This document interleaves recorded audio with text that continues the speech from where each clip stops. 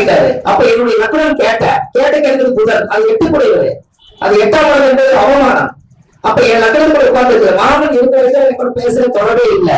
அந்த மாமன் அவர் காலமானதுக்கு அப்புறம் புதன் வந்து படிப்பு, தொழில், ஜாதகம், ஜோதிடம் சொல்றாங்க. இதுவரைக்கும் இல்ல. ஐங்கரன் ஜோசியத்துல ஐயாவுடைய ஒரு வகுப்பு, நம்ம கோயம்புத்தூர்ல ஜோதிட குடும்ப நல சங்கங்கிற ஒரு வகுப்பு, 3வது நம்ம ஐயா நாமக்கல்ல நம்ம ஐங்கர் ஐயா சிவகுமார் ஐயா வந்து இதுக்கு அனுமதி கொடுத்தனால இது ஒரு வகுப்பு. 3 வகுப்பு நாங்க ஐயா இப்ப நான் எடுத்திருக்கேன். 30 வருஷம் ஜோசியர். ஆனா எனக்கு இந்த மாதிரி எல்லாம் ஜோசியை நான் பேசுவேன், நான் கிளாஸ் எடுப்பேன்னு எனக்கே தெரியாது.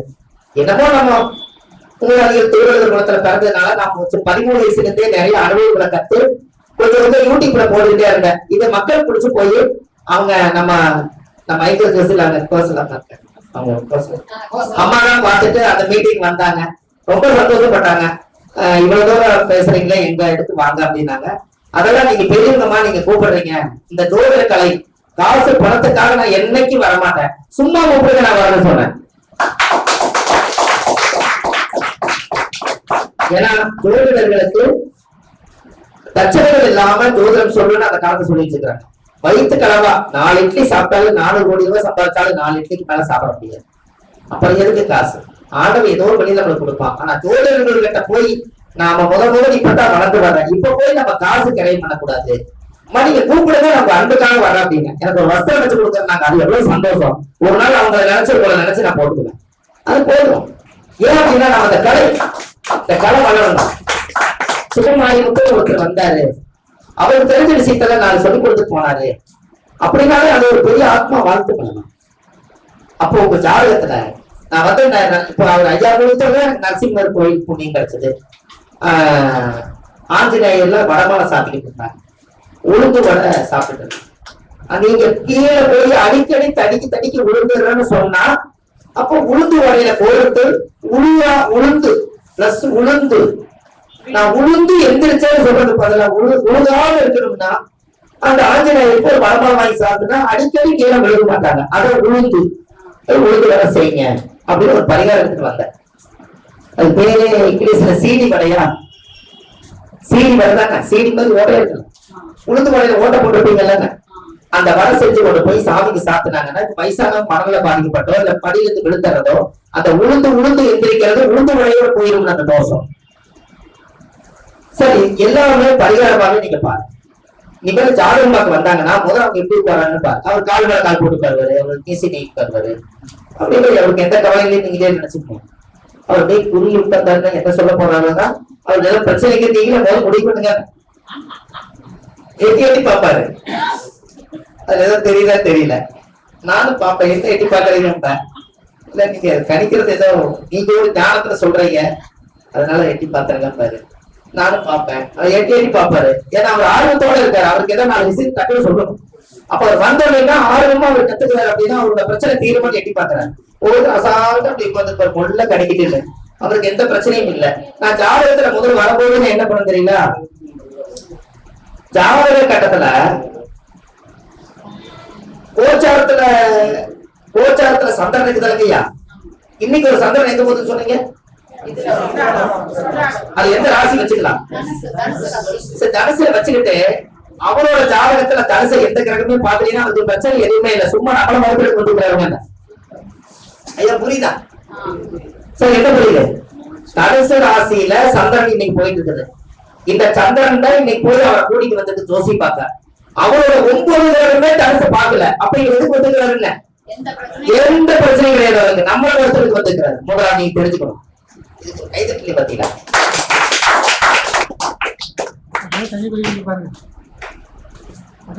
ஏதாவது ஒரு கிரகம் பார்க்க இல்லைங்களா? ஐயா ஒரு குரு பாக்குறதுல வைங்க. ஐயா குரு பாக்குறதுல வச்சுக்கங்க. ஐயா குரு பாக்குதுன்னா குருன்னா குழந்தையா? அப்பா குருன்னா குழந்தையா? அவர் குழந்தை பத்தி மட்டும் கேட்க வேற எந்த கேள்வியுமே இல்ல. நீங்க வேற எங்கேயுமே நீங்க போவாதீங்க சார். 9 கிரகத்துல எந்த கிரகத்தினுடைய ஆதிக்கம் அவங்களுக்கு அந்த அன்னைக்கு போற சந்திரனை பார்க்குதோ அந்த கேள்வி மட்டும்தான் கேட்கறதுக்கு ஜாதகம் பார்க்க வந்திருக்காரு, வேற எதுக்கு வரல. நீங்களே எச்சரிக்கை மாட்டிக்காதீங்க. இன்றைய போச்சார் சார், இன்னைக்கு சந்திரன் தானே பிரபஞ்சத்தை போய் கூட்டிட்டு வந்திருக்குது. பிரபஞ்சம் இன்னைக்கு எங்க போயிட்டு தனுசுல போகுது. ஆல்ரெடி அவர் குரு மட்டும் தான் அவர் ஜாதகத்துல இருந்து பாக்குது. முதல்ல அவர் ஜாதகத்தை கனெக்ட் பண்ணுங்க. முதல்ல இன்னைக்கு சந்திரன் ஒரு முதல்ல ராசி கட்ட போடுங்க. ராசி கட்டத்துல இன்னைக்கு போற சந்திரன் தூக்கி தனுசுல போடுங்க. அவர் வாங்கிட்டு வந்த ஜாதகத்துல எல்லா கிரகத்தையும் கழிச்சு பாப்பீங்கல்ல, அப்ப தனுசை எந்த கிரகம் பாக்குதுன்னு பாருங்க. குரு மட்டும் பாக்குதுன்னா குழந்தைய பத்தி மட்டும் கேள்வி. இப்ப புரியுதா இல்லையா?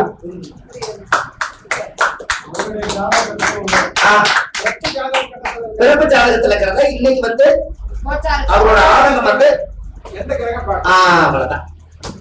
இதே சனி பாக்குது. சனினா தொழில்காரங்க, தொழிலை பத்தி மட்டும்தான் அவர் கேட்க வந்திருக்கு. அது யாரு தொழில் பூர்வீகனா 5வது போயிருவீங்க. அது பாவம் விட்டுருங்க, நீங்க கிரகத்தை குடிங்க. அதே வந்து புதன் பாக்குது, என் புள்ள எப்ப படிக்கும், நல்லா படிக்குமா, பணம் கட்டலாமா, என் புள்ள ஏதாவது போன் பேசிக்கிட்டே இருக்குது, ஏதாவது மிஸ் ஆயிருமா, இந்த மாதிரி. புரிஞ்சுங்களா? அதே வந்து சந்திரன் பாக்குது, எங்க அம்மாவுக்கு உடம்பு சரியில்லைங்க, தீராத நோய், நான் என்னைக்கு மருந்து நல்ல மருந்து கிடைக்கும், எங்க அம்மா எப்ப குணமாவாங்க, இந்த கேள்விதான். பிறந்த கால சந்திரனை, கோச்சார சந்திரனை பிறந்த கால கிரகம் போய் எந்த பார்வை நோக்குதோ அந்த பார்வைதான் உங்களோட உண்மை. நீங்க எழுதி வச்சுக்கோங்க, ஒண்ணு தப்பே. நான் போன மீட்டிங் நீங்க கூட சொன்னேன், இன்றைக்கு ஜோதிடம் பார்க்க வருபவர்னு ஒரு போர்ல எழுதி வச்சுக்கோங்க. அத ஃபாலோ பண்ணுங்கம்மா. இன்றைக்கு ஜோதிடம் பார்க்க வருபவர்கள் அப்படின்னு எழுதி வச்சு இன்னைக்கு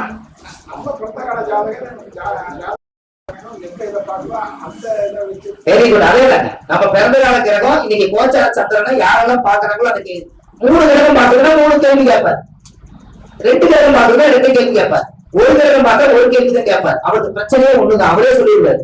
எதுவுமே பார்க்கலைன்னா நீங்க நல்லா சொல்றேன்னு சொன்னாங்க, அதனால சும்மா உங்களை பாத்துட்டு போறேன்னு வந்தாங்க. நான் எனக்கு ரொம்ப வேலை இருக்குதுங்க, இன்னொருத்த பாக்கலாம் கையை கொடுத்துட்டு தாண்டி பாக்க அப்படியே போலாங்க, டீயை வாங்கி கொடுத்து தாண்டி. ஏன்னா நம்ம டைம் இருக்கல, வேலை இருக்கல, மத்த வேலை இருக்கல. அப்போ இன்றைக்கு ஜோதிடம் பார்க்க வருவதர்கள் அப்படியே போகும். அப்ப அதுல வந்து இன்னைக்கு உத்திராட நட்சத்திரம், அப்ப கார்த்திகை உத்திரம் உத்திராடம் இந்த நட்சத்திரத்தை எழுதியிருக்கு.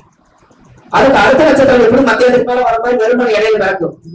திருவோணம், அஸ்தம், அப்புறம் ரோகிணி, அஸ்தம், திருவோணத்தை நான் 6 நட்சத்திரம் எழுதியிருக்கேன். இதுக்கு முன்னால ராசி எழுதியிருக்கு, இதுக்கு முன்னால லக்னத்தை எழுதியிருக்கேன். இன்றைக்கு ஜாதகம் பார்க்க அவங்க மட்டும் தான் வருவாங்க, யாரும் வரமாட்டாங்க. போதுமா உங்களுக்கு? செக் பண்ணுங்க. நான் முதல் மீட்டிங்ல ஒரு விஷயத்த சொல்லுவேன், பரவாயில்ல இது ஒரு வித்தியாசமா இருக்குது, எழுதிட்டா போட்டு பாப்போமே பாங்க. உங்க பைக்குள்ள வச்சுக்கிறதா அவங்க வச்சுக்கிறது இங்க இருக்கிறது எழுதும் எல்லாம் கரெக்டா வரும். இது ஒரு 20 வருஷமா நம்ம அனுபவம்.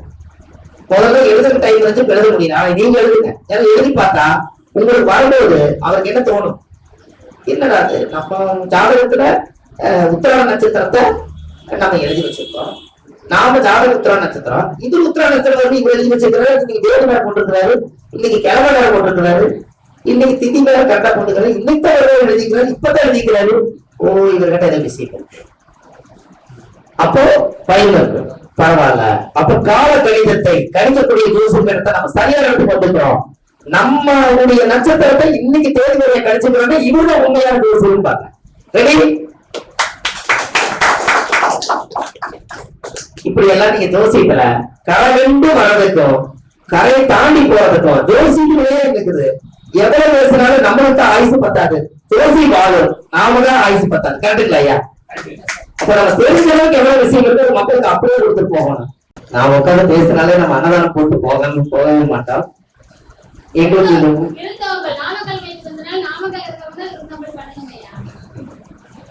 ஏன்னா 25 மாநாட்டுக்கு அன்னதானம் பண்ணிருக்கேன்.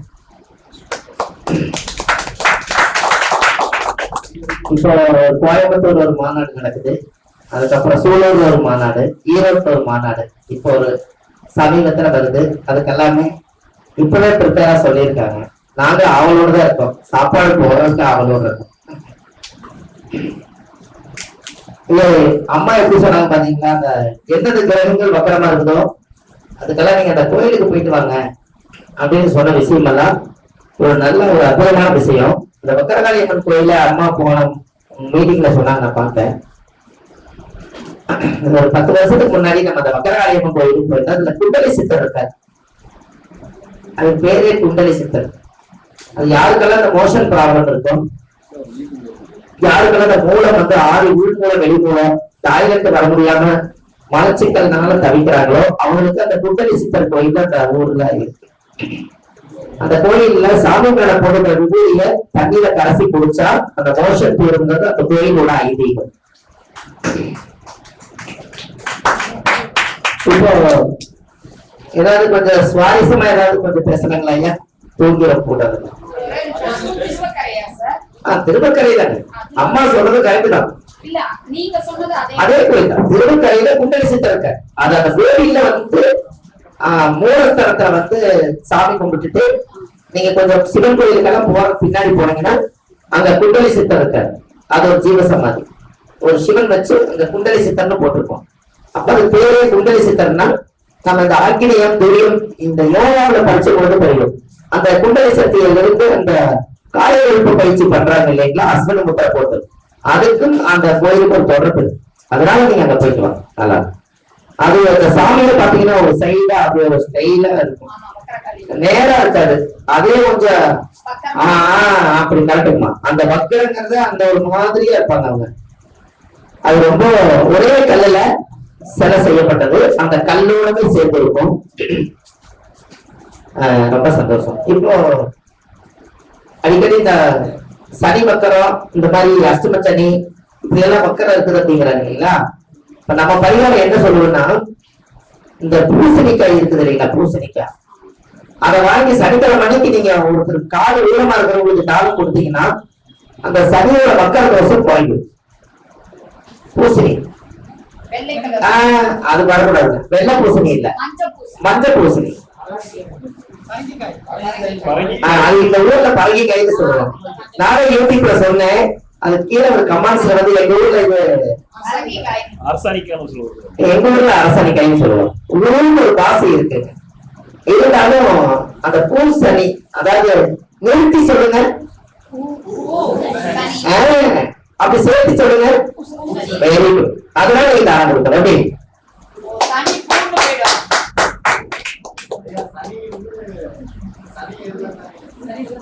புரியுது என்ன சொல்றாரு ஐயா? ஐயா இந்த வக்கரம்ங்கிறது உங்களுக்கு ரொம்ப நாளா ரொம்ப பிரச்சனை இருக்கு இல்லையா?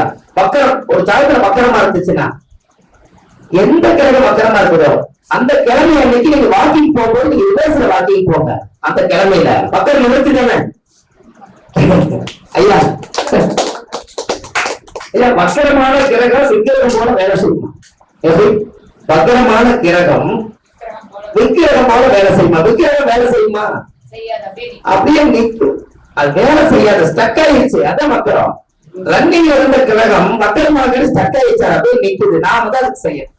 பால் நம்ம தான் ஊத்தணும், பன்னீர் நம்ம தான் ஊத்தணும், இளநீ தேர்நூறு மஞ்சள் எல்லாம் பூசி நாமளே சாமி கும்பிட்டு பையன் தூக்கி நாமளே வீட்டுக்கு வந்துடணும். அவர் அங்கேயே தான் இருப்பார். வக்கரமான கிரகம் விக்கிரகம் போல. கரெக்டுங்களா? அப்போ அதுக்கு என்ன ஒரு காரணம் கேட்டீங்கன்னா, எந்த காரணத்துல இப்ப சனி வக்கரமா இருக்குது யாரோ ஒரு ஜாதகத்துல, சனிக்கிழமை மணிக்கு வாக்கிங் முன்னாடி போறது பதிலா ஒரு 7 சனிக்கிழமை மணிக்கு பின்னாடி போகல. அது ஆல்ரெடி அந்த கிழமை அன்னைக்கு உங்க கிழமை உங்க உடம்புல இருந்து மக்கள் ரிலேஷன் இருக்குது. நீங்க ரெண்டும் போனீங்கன்னா வேண்டாம். இது எப்பவுமே ராகுகேது வக்கரகிறது தானங்க ஐயா. ஆல்ரெடி இந்த கல்யாணம் ஆகாம இருக்கிறாங்க இல்லைங்களா, அவங்கள முதல்ல ஒரு மரம் தண்ணி நட்ட சொல்லுங்க, மரத்தை வைக்க சொல்லுங்க. ஏதோ மரத்தை நட்ட வைக்க சொல்லுங்க. செடிய அது என்ன ஒரு செடி வளரும், வளர்ந்து பெருசாகும். பெருசா என்ன பண்ணும்? நிழல் தரும். ராகுகேது என்ன பண்றாரு? Very good. அவ்வளவுதான். எப்படி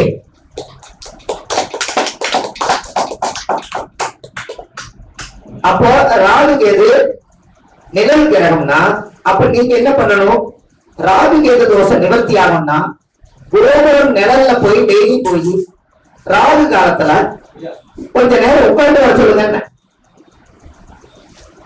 ஐயா. சரியா சார்? நிழல் கிரகம் கோபுர நிழல் என்ன பண்ணுது? அந்த கோபுரத்தினுடைய நிழல் எங்க படுதோ அந்த நிழல் மட்டும் ராகுகேது, கோபுரம் ராகுகேது இல்ல. அப்ப நிழல்ல கொஞ்ச நேரம் உட்கார்ந்துச்சுன்னா அந்த சாமியோட எல்லா தெய்வத்தோட நிழலும் அது எங்க விழுகும்? நம்ம மேல விழுகும். உட்கார்ந்தீங்கன்னா அந்த தோசை அடிக்கிட்டு போய் நீங்க நான் இன்னொரு கூட சொன்னேன், பச்சரிசி மாவு அல்லது கோலப்பொடி எடுத்து கோபுர நிழல் எங்க விழுகுதோ நீங்க அங்க உட்கார இடத்துல உங்க பேரை எழுதி எனக்கு கல்யாணம் ஆகும்னு சொல்லி அந்த நிழலுக்கு பின்னாடி எழுதி வைங்க. அப்ப அந்த ராஜவேறு தோஷம் நீங்கி அந்த பேரு கல்யாணம் ஆகிருக்குல்ல. அரிசி மாவுல போடுங்க, பச்சரிசி மாவுல போடுங்க, அந்த நிழல்ல பேர் எழுதுங்க. நீங்க உன்னோட தெரியுங்களா, அந்த காலத்துல எல்லாம் பாத்தீங்கன்னா நிழல்ல மரத்து நிழல்ல உட்கார்ந்துட்டு எதையாவது அந்த மாதிரி மறந்துகிட்டே இருப்பாங்க, பாத்துக்கீங்களா? அதெல்லாம் உங்க பரிகாரமாக இயக்கியிருக்காங்க, தெரியுதுங்களா? அவங்க ஏதோ ஒரு எழுதி எழுதி அழிப்பாங்க மணல்ல. அப்ப அவங்க தோஷத்தை அப்பவே கிளியர் பண்ணிக்கிறாங்கன்னு தெரியுங்களா? பிரசனம் பார்த்திருக்காங்க. அப்பவே கல்லெல்லாம் பொறுக்கிட்டு வந்து உரமண வருமானம் சொல்லி கல்லை குலுக்கி ஒத்தையா ரெட்டையா போட்டு பார்ப்பாங்க. அது மூணு மூணா பிரிச்சு அப்பவே பிரசனம் பார்த்திருக்காங்க பாருங்க. எங்க அம்மா எல்லாம் அப்படித்தான் செய்வாங்க. கல்லு நிறைய பொறுக்கிட்டு வந்து அப்படி ஒரு பாதிய கல்லை எடுத்து வச்சுக்குவாங்க சாமிக்காமா. மீதி கல் இருக்கும், அதுல மூணு மூணா ஒத்தையே எடுத்துட்டு ஒரு நாள் கடைசியில ஒத்த வந்தா அவருக்கு உரமணக்காரு வந்துருவாருன்னு அர்த்தம். அந்த உரமணம் வந்துருமா, அந்த ஒரு வேலை வந்ததுனால அப்போ உரமணம் வரப்போறது. அவங்க எண்ணத்தை போட்டு வைப்பாங்க, ஒரு வாரத்துக்குள்ள வந்துருவாங்க. அப்ப அந்த ஒரு வாரத்துக்குள்ள வந்துருவாங்கன்னு தெரிஞ்சு அவங்க நெல்லை குத்தி அரிசி வச்சிருப்பாங்க, சந்தையில போய் ஜாமான் வாங்கி வச்சிருப்பாங்க. உடம்புல இருந்து காசு எடுத்துட்டு போய் பண்டபாத்திரம் எல்லாம் கழுவி பாய் தலைகாணி எல்லாம் உரமணிக்கு வச்சிருப்பாங்க. அவங்களே பிரச்சனை பார்த்து அவங்களே பரிகாரம் பண்ணியிருக்காங்க. சார் இதெல்லாம் நம்ம ஜோசி இல்லாமலே அவங்களுக்கு அந்த ஞானம் எடுப்பாங்க. அப்ப ஒத்த வந்தா வருவாங்க, ரெட்டை வந்தா வரமாட்டாங்க. அப்படி இவரே ஒரு தடையும் ஒரு ஓப்பனிங் பண்ணிட்டாரே இல்லையா? நான் அடிக்கடி சொல்லுவேன், எதை இயக்குறீங்களோ நீங்க அதுதான் மாறிடுவீங்க. ஒரு பொண்ணு வயசுக்கு வரலையா, 15 வயசாகி வயசுக்கு வரலையா, பச்சை தடைகளுக்கு வந்து பாண்டிங்குழி விளையாட சொல்லுங்க. அது புள்ளிய விளையாடிட்டு 2 பேரும் புள்ளி இருப்பாங்க. எந்த பிள்ளைங்க வரலையோ அந்த பிள்ளைங்க துணையை ஒரு புள்ளி இருப்பார சொல்லுங்க. ஒரு வாரம் விளையாட சொல்லுங்க. அதுக்கு அந்த அதனுடைய தாக்கம் என்ன ஆகும்?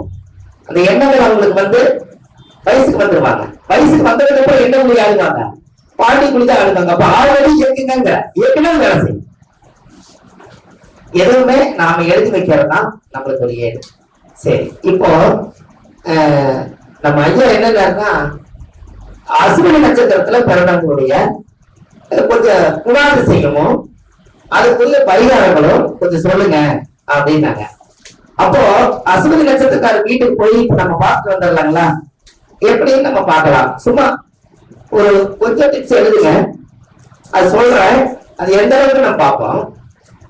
இப்ப முதல்ல அஸ்வினி நட்சத்திரம் அப்படின்னாலே முதல்ல அவங்களோட வீடு அது என்ன ராசி வருங்க அஸ்வினிக்கு? ஒண்ணு ரோட்டுக்கு பண்ணலாம், இல்லாட்டி வீட்டுக்கு ரோடு பண்ணலாம். எழுதுங்க, ரோடுக்கு பண்ணலாம் அல்லது வீட்டுக்கு பண்ணலாம். அவங்க வீட்டுக்கு பக்கத்துல ஒரு விநாயகர் கோயில் இருக்கும்.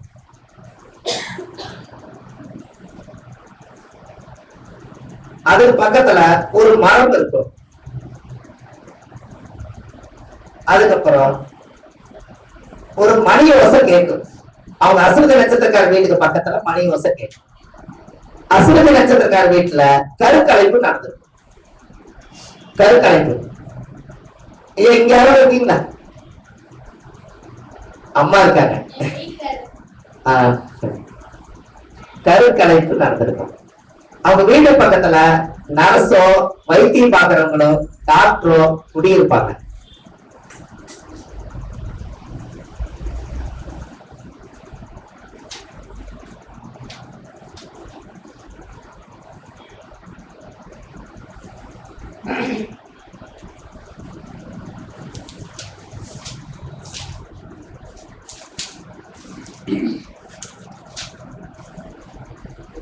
அவங்களோட வீடு ஆதியில வீதியின் ஆரம்பம் முதல்ல இருக்கும்.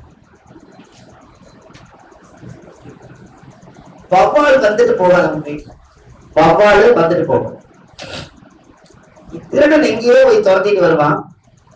கடைசியில வந்து மேசராசி வீட்டுக்கு பின்னாடிதான் ஒளிவான். திருடர்கள் ஒளியும் இடம்.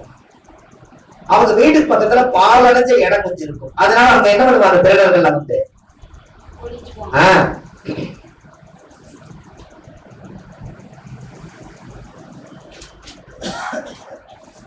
அவங்க வீட்டுல கடிகாரம் போடாம இருக்கிறது, மிஷின் எல்லாம் வாங்கிட்டு வந்தாங்கன்னா நின்று போய் கிடக்கிறது,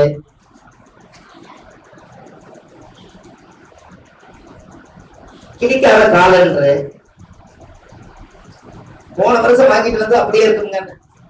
கிழிக்கலான்ட்டு வச்சிருப்பாங்க, அடுத்த வருஷமா வந்துடும். கிழிக்காத காலன் சீட்டு கட்டு யாரும் விளையாடுவாங்க, அங்க வச்சுட்டு போயிடுவாங்க. அதே போல அவங்க வீட்டுக்கு பக்கத்துல அது மேசம், அது சூரியன் உச்சமா, அது அரசாங்கத்தினுடைய தொடர்பு. அவங்க குடும்பத்துல அவங்களோட வீட்டுக்கு பக்கத்துல அரசாங்க அதிகாரிகள், அவங்களோட வேலைக்கு போறவங்க, சூரியனோட ஆதிக்கம் இருக்கிற குடியிருப்பாங்க.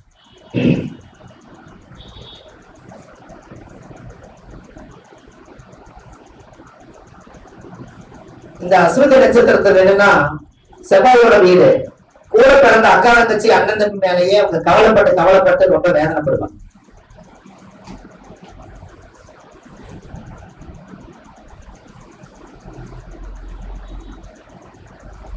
அது மேசம், அது முரட்டு போகும், உரத்த குரல் கணீர்னு, அது முரட்டு போகும், போகவே வராது, வந்தா தாண்டாது.